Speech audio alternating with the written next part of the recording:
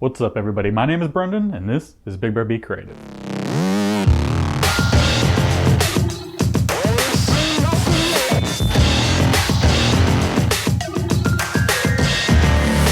Welcome back everybody to another Friday photography tutorial how-to video. Today's going to be a little bit different. I'm not really going to be telling you how you could take photography or anything like that, but today I'm going to be telling you how you could help yourself with taking photography, and that's making sure that you are well planned and you know exactly where you're going, what it's going to look like, so by the time you get there, you could take that shot that you've been needing for your portfolio and you're good to go. You're not going to get back to your home, your studio, wherever it is that you do your editing and be disappointed by what you got, or just be disappointed by the location itself because the kind of atmosphere or the look you were going for just wasn't quite right. So today I'm going to be showing you 6 great apps that I use that basically let me plan out my shoot so I know exactly what it's going to look like, where I need to be at what certain time, and all the kind of information like that. So those 6 apps that I'm going to be talking about today are going to be Golden Hour, Moon Phase Calendar, Light Pollution Map, Clear Outside, Star Tracker, and then Star Walk 2.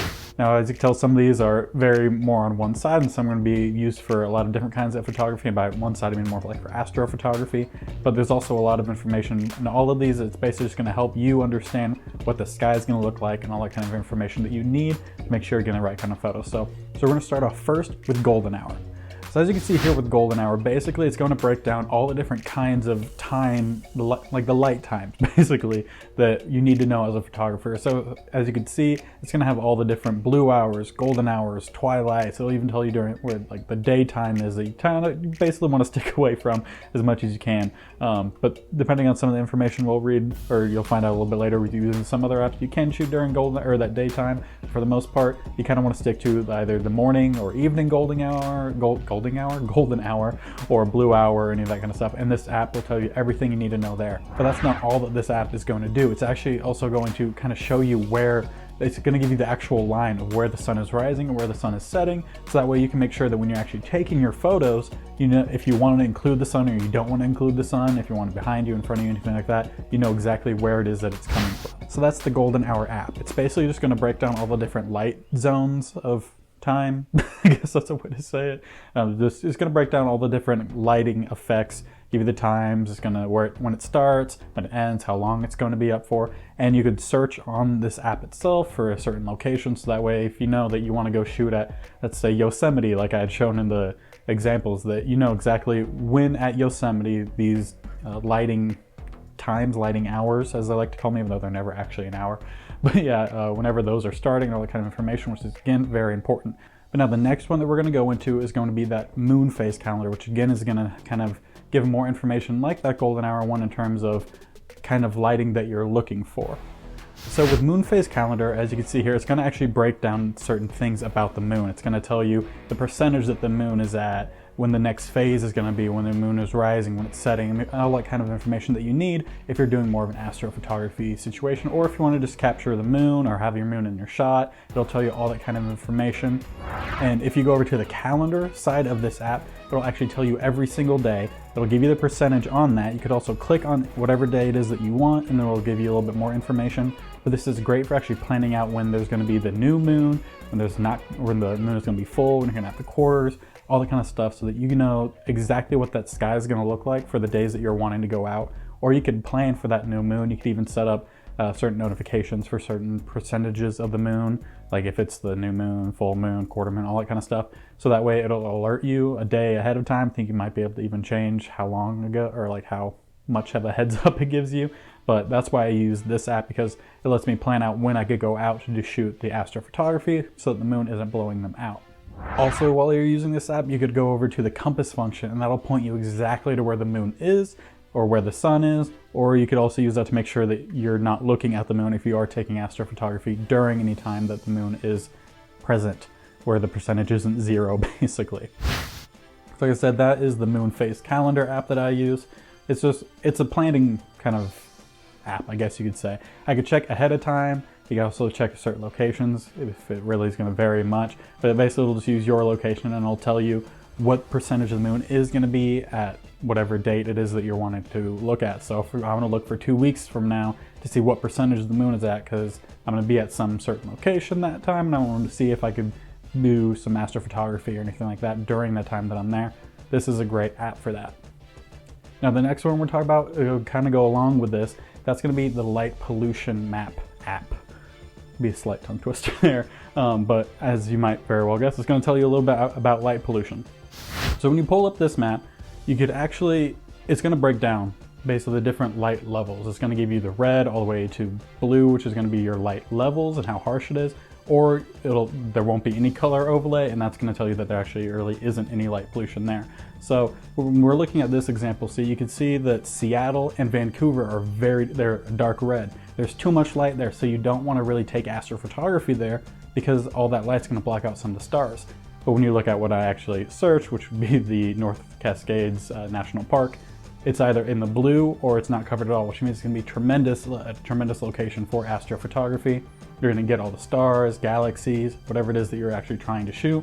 That's going to be available to shoot there because that light pollution isn't there, which is why I use this app specifically. Now this one, you're going to have ads. You can actually search for locations, like I said, which is going to be really nice. So that way, you know, if there's a certain location you're going to, or you want to go to, you could also see if that'll be a great place for astrophotography. So you can double up on your photo shoots. If you're going there to take photos of the mountains or anything like that, you could also stick around to the nighttime, take photos of the stars. So that's a great reason why I use this app and why you should use this app as well. So again, that sense of theme here, all these apps all about planning because they're going to give you a much more in-depth look at the locations you're wanting to shoot to make sure it's actually going to be a worthwhile investment for you to drive there and actually capture these photos. So the next one that we're going to be talking about is Clear Outside. So with Clear Outside, as you can tell, there's a bunch of information here. And when you first open it up, it's going to be set for a location in the UK. That's just the way this free one is set up. And by the way, all of these are free. I'm not making you guys buy any of these, and it's not sponsored. This video isn't sponsored by any of these guys. This is just things I use. But Clear Outside, it's going to be set for this location in the UK. If you go over to the current tab, that'll be at your actual current location. And the reason you want to use this app in particular is because it's going to give you a lot of more detail about clouds. And clouds are very important when it comes to landscape photography. No one wants to go hiking out for miles and miles, spending hours outside, getting tired, sweating, or whatever it is, and you get to your location, and sure, your main subject looks really cool, but you don't have the sky to support it. Using this app, it'll give you more information about the clouds because you don't want to shoot a clear sky because it's not that intriguing. And unless you're doing something like where you're replacing the sky in post, you need to make sure you have clouds. So using this app, it'll actually tell you about certain cloud levels. So it's going to have the low, medium, and high clouds. And you don't want the low clouds if you're shooting sunsets or sunrises because that's actually going to block out a lot of the light. So you want to make sure that you have clouds, you're going to want them to be medium or high clouds. High clouds more in particular, you could deal with the medium clouds. But that's what's great about this app, it'll actually give you that information. Another little one that's in there that you guys might like too is the fog. It'll tell you if there is going to be fog. And fog is very important, again, with the clouds when it comes to photography because it's going to create either a sense of vibe or an atmosphere. Basically, it'll just kind of create the kind of look that you're going for. So you can plan ahead, again, the theme of this, planning ahead to make sure that you're at a location that has the kind of atmosphere that you want. So you're also not just hiking out for miles and then are very disappointed and then have to hike back because you weren't able to get the photos you want because the sky wasn't there, the atmosphere wasn't there, or anything like that. So that's why you should use that app. Now these last two, they again have to do with astrophotography. They could also help a little bit, I guess, during the day too, if you would just kind of want to see if the moon is there or anything like that. But some of the other apps we used earlier will tell you that information. But these last two I use simultaneously in unison, I guess more of like a tag team app situation. And that's going to be Star Tracker and Star Walk 2.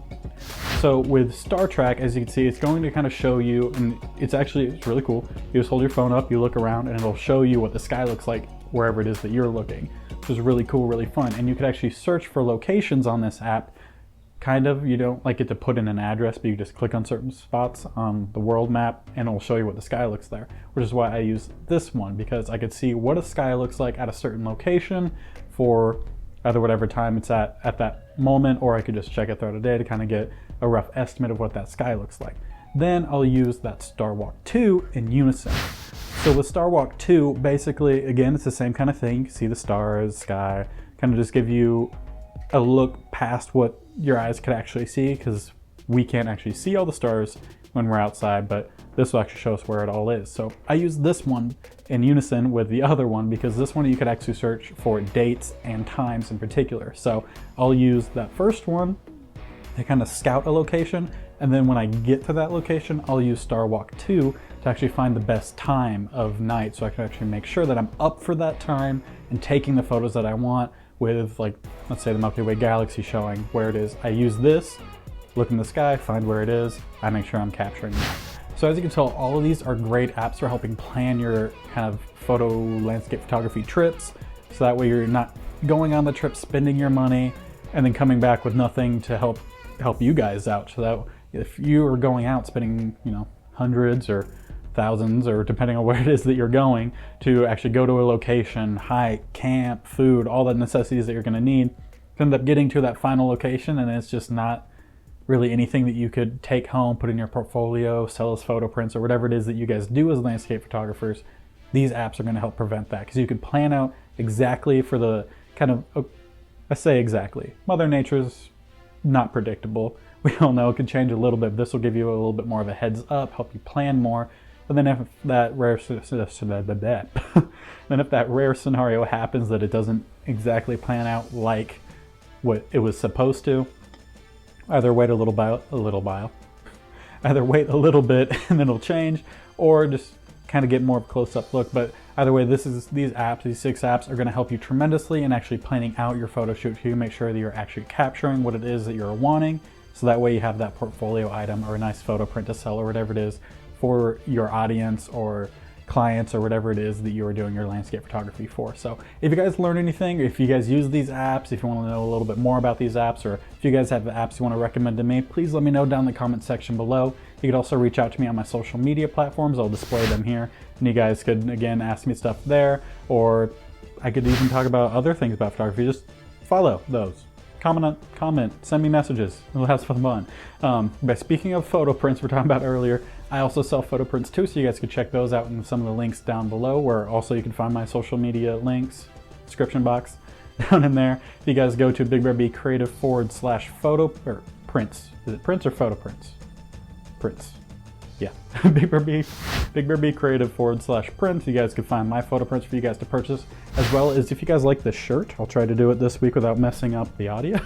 But if you guys like this shirt, I have a bunch of other ones. You guys can find these on BigBearB Creative /eco apparel, because these are eco-conscious materials that the shirts are made out of, and the way that they produce the shirts are also eco-conscious. So if you guys are looking for photo prints or for eco-conscious nature adventure shirts or anything like that, there's also a couple other kind of things that come on, mainly just the designs. They'll come on t-shirts, long sleeves, hoodies, and tote bags.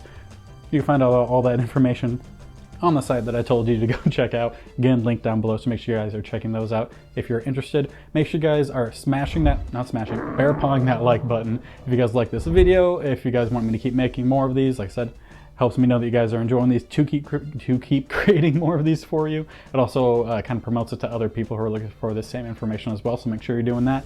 Also, if you guys do like these photography how-to videos, I also do photo editing videos on Sundays. Make sure you guys are subscribing so you can stay tuned to get updated on when all these come out, so you guys could watch all of these and smash like and subscribe on all of them, comment, all that fun stuff. So thank you guys for watching this video. Hope you guys have a great day. Be safe during this time, and go be creative.